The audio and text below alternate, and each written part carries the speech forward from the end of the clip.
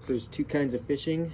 There's bait dunking and lure fishing. So let's talk about bait dunking. That's kind of the easiest one. So what I like to do is basically take a hook with a leader line. This is 3-pound test, it's good for trout. Leader line of usually between 2 and 3 feet. You put a hook at one end and it's weighted at the other. So I like to do a swivel with a sliding bullet weight. It looks like this.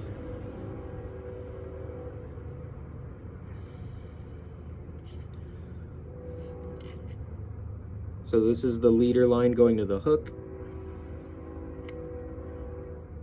a swivel, and a sliding bullet weight.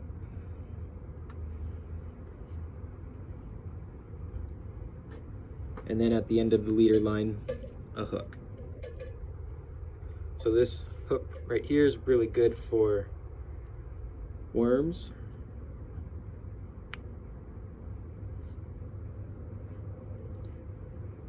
It's called a bait holder hook usually. I get them in size 10. Mustad is good. And that's for night crawlers. Or I'll use a single egg hook.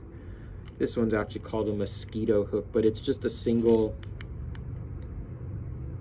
barb. And usually size 8 is good. And that's good for trout and power bait. So you just ball up some power bait on that, and then trout go after that. So the good thing about having the sliding weight is that the weight will be on the bottom and the bait will be pulled, and it actually will allow the line to go through so that you have enough time to get to the pole and set the hook before the fish realizes that it's not actual food and spits it out.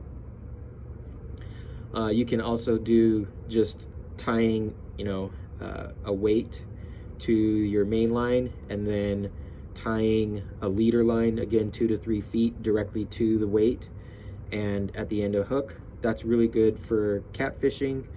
Catfish really don't care about the line, pulling back at it. They will take it nonetheless. So that's really good for catfishing. You could just tie one of those weights that you had with the eye on it. You could tie that end to the main line and then tie a leader line to that same eye, and then put a catfish, a big hook for bait at the end of that. I like to use chicken livers for catfish.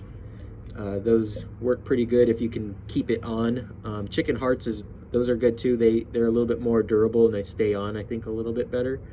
But either of those two would be good for catfish or catfish bait too. So that's bait dunking.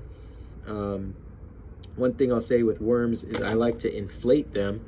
There's a special worm inflator that you can, it's just a syringe at one end that you insert in the worm, squeeze, and it blows some air in it. That way the worm floats off the bottom and it attracts a little bit more attention that way. Especially good for trout like that.